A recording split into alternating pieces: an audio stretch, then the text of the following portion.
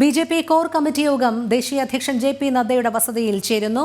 ഡൽഹി നിയമസഭാ തെരഞ്ഞെടുപ്പിന്റെ പശ്ചാത്തലത്തിലാണ് യോഗം ചേരുന്നത്.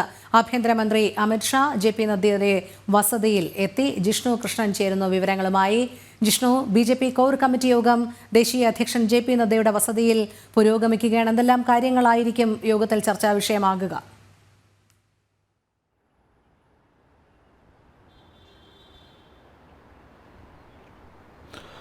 രോഹിണി, ഡൽഹി നിയമസഭാ തെരഞ്ഞെടുപ്പിലേക്ക് കടക്കുന്ന പശ്ചാത്തലത്തിലാണ് തെരഞ്ഞെടുപ്പുമായി ബന്ധപ്പെട്ട കാര്യങ്ങൾക്കാണ് ഇത്തരത്തിലൊരു കോർ കമ്മിറ്റി യോഗം. ബി.ജെ.പിയുടെ പ്രധാനപ്പെട്ട മുതിർന്ന നേതാക്കൾ മാത്രം ചേരുന്ന യോഗം ബി.ജെ.പിയുടെ ദേശീയ അധ്യക്ഷൻ ജെ.പി. നദ്ദയുടെ ഡൽഹിയുടെ വസതിയിൽ ചേരുന്നത് എന്നാണ് മനസ്സിലാക്കുന്നത്. കേന്ദ്ര ആഭ്യന്തരമന്ത്രി അമിത് ഷാ ഇതിനോടകം തന്നെ ജെ.പി. നദ്ദയുടെ വസതിയിലേക്ക് എത്തിയിട്ടുണ്ട്.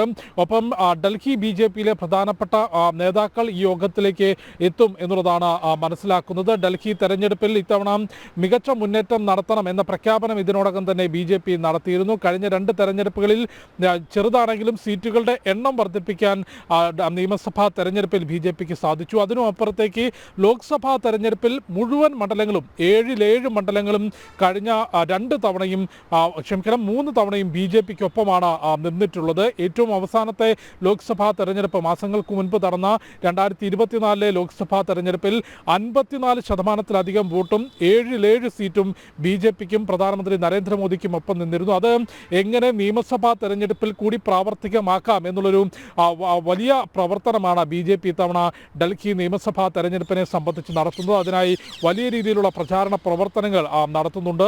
കേന്ദ്രമന്ത്രിമാർ, ഒപ്പം മുൻ കേന്ദ്രമന്ത്രിമാർ സ്മൃതി ഇറാനിയും ഒപ്പം മീനാക്ഷി ലേഖിയും ഉൾപ്പെടെയുള്ള മുൻ കേന്ദ്രമന്ത്രിമാരുൾപ്പെടെ പ്രധാനപ്പെട്ട നേതാക്കളെല്ലാം തന്നെ പ്രചാരണ പ്രവർത്തനങ്ങൾക്കായി വിവിധ മേഖലകളിലേക്ക് നിയോഗിച്ചുകൊണ്ട് ശക്തമായ പ്രചാരണ പ്രവർത്തനം ബി.ജെ.പി നടത്തുന്നുണ്ട്. അതിന്റെ ഭാഗമായി ആ തെരഞ്ഞെടുപ്പ് പ്രചാരണ പ്രവർത്തനങ്ങൾ, ഒപ്പം അതിൽ എടുക്കേണ്ട തീരുമാനങ്ങൾ സംബന്ധിച്ചുള്ള ചർച്ചകൾക്കാണ് ബി.ജെ.പിയുടെ ഉന്നതതല യോഗം ദേശീയ അധ്യക്ഷൻ ജെ.പി. നദ്ദയുടെ വസതിയിൽ ചേരുന്നത് എന്നാണ് മനസ്സിലാക്കുന്നത്.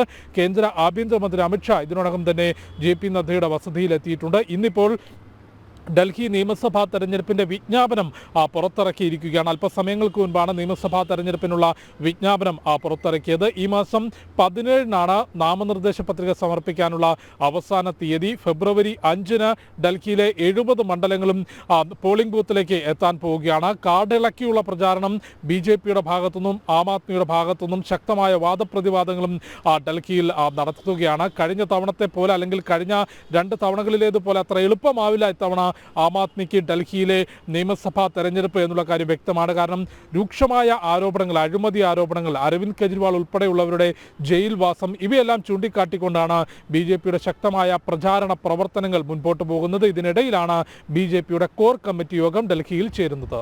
രോഹിണി. ശരി ജിഷ്ണു, ബി.ജെ.പി കോർ കമ്മിറ്റി യോഗം ദേശീയ അധ്യക്ഷൻ ജെ.പി. നദ്ദയുടെ വസതിയിൽ ചേരുകയാണ്. ഡൽഹി നിയമസഭാ തെരഞ്ഞെടുപ്പിന്റെ പശ്ചാത്തലത്തിലാണ് യോഗം ചേരുന്നത്. ആഭ്യന്തരമന്ത്രി അമിത് ഷാ ജെ.പി. നദ്ദയുടെ വസതിയിൽ എത്തിച്ചേർന്നിട്ടുണ്ട്. ജിഷ്ണു കൃഷ്ണനാണ് വിവരങ്ങൾ നൽകിയത്.